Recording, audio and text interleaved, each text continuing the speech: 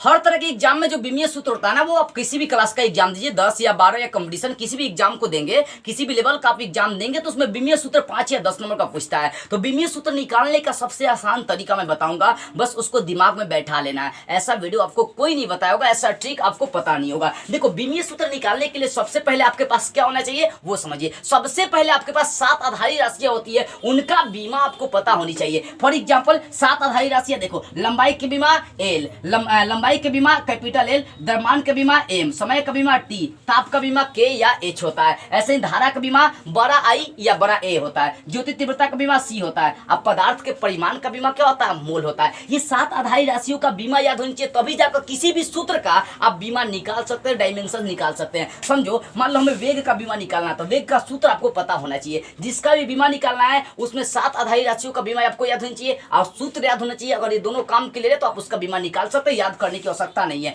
देखो, वेग का बीमा निकालना है तो वेग का सूत्र विस्थापन बटा समय। तो विस्थापन देखो, लंबाई, चौड़ाई, ऊंचाई, गहराई, विस्थापन, दूरी, इन सभी का बीमा क्या होता है, एल ही होता है। तो विस्थापन का बीमा क्या हो जाएगा, एल हो जाएगा। क्या हो जाएगा, एल। और समय, समय का बीमा क्या होता है, देख सकते हो, समय का बीमा कैपिटल टी होता है, कैपिटल टी। अब देखो, एक सूत्र चलता है, एक रूल चलता है, जिसको मैं समझाना चाहूंगा, ध्यान से समझिएगा। रूल क्या है, अगर मान लो कि 1/1 टी का स्क्वायर है, तो टी स्क्वायर को जो ऊपर ले जाएंगे तो इसके पावर में माइनस लग जाता है, टी पर पावर -2। नीचे से जब भी ले जाएंगे ऊपर ना, तो उसके पावर में माइनस लगाना है। अब यहाँ पर वही बातें आ रही है, हर टी है, एल है तो एल लिख दीजिए। टी को ऊपर ले जाएंगे तो इसका पावर 1 है, तो ऊपर ले जाएंगे तो इसके पावर में क्या लग जाएगा, माइनस लग जाएंगे। यानी वेग का जो बीमा हो जाएगा एल टी पर पावर -1। वैसे ही चाल का अगर बीमा निकालना दूरी, तो दूरी का क्या हो जाएगा, एल हो जाएगा। और समय का क्या हो जाएगा, टी हो जाएगा। तो एल जो का तो छोड़िए, टी को ऊपर लेंगे तो टी पर पावर क्या हो जाएगा, -1। यानी वेग या चाल दोनों का बीमा क्या होता है, एल टी पर पावर -1। उसी प्रकार से अगर त्वरण का आपको बीमा निकालना, तो सूत्र आपको पता होना चाहिए, वेग बटा समय। तो वेग का क्या होता है बीमा, वेग का बीमा होता है, देखो यहाँ पर बता रहा हूँ,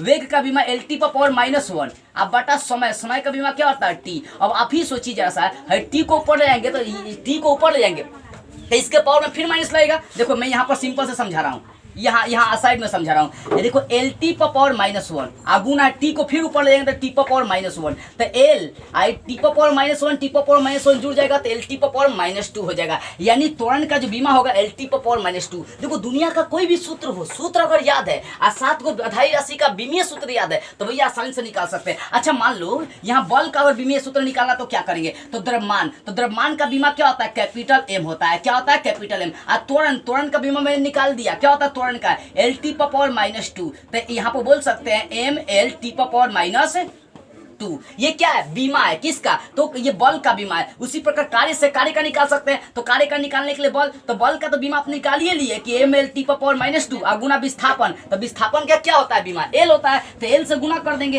तो एम एल स्क्वायर टी पर पावर -2 ये निकल जाएगा। किसकी बीमा निकल गया, तो भैया ये निकल गया आपका, ये आपका कार्य का निकल गया। अगर शक्ति का निकालना होगा तो कार्य बटा समय, तो कार्य का बीमा देखो, कार्य बटा समय, तो कार्य का बीमा यहाँ निकाल दिए। क्या निकाल दिए, एम एल स्क्वायर टी पर पावर -2 बटा समय का टी। टी को ऊपर ले जाएंगे तो एम एल स्क्वायर टी पर पावर -3 निकल जाएगा, ये बीमा।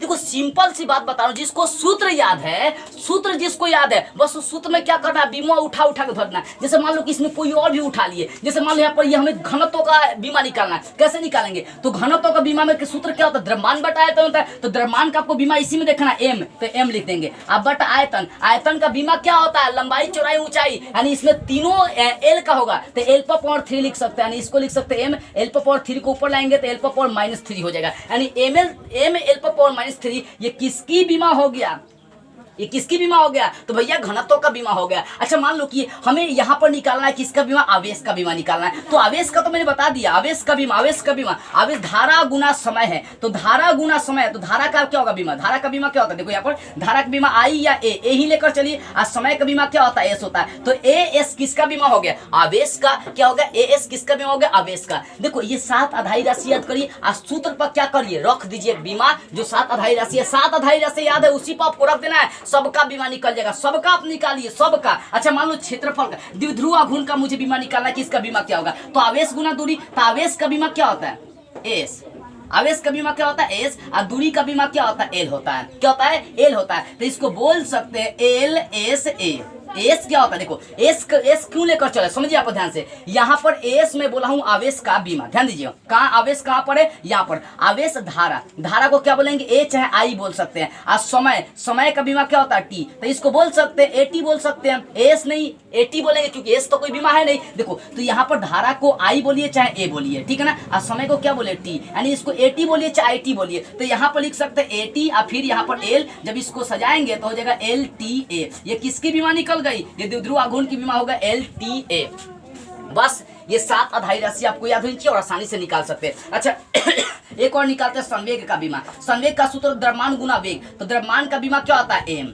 वेग का बीमा क्या होता है, एल टी पावर -1, ऊपर ही निकाल दिए, तो एम एल टी पावर -1 किसका बीमा सूत्र हो गया, तो ये हो गया संवेग का। कोई भी हो, बस ये 7 आधारी राशियां रखिए और सूत्र पर उस बीमा को रखिए, आसानी से आपका बीमीय सूत्र निकल जाएगा। तो कोई भी आपको दिया रहेगा उसका सूत्र याद होना चाहिए, 7 आधारी राशियां याद होनी चाहिए, आसानी से निकाल सकते हैं। अब और भी बहुत सारे सूत्र जिनका बीमीय सूत्र निकाले, मैं तो सिर्फ समझाना चाह रहा था आपको। मेरे अनुमान से आपको ये चीजें विस्तार से समझ में आ गई होगी, इसलिए बाबू इसको हर जगह शेयर करिए ताकि और भी बच्चे इस सब चीज को जान सके। जय हिंद।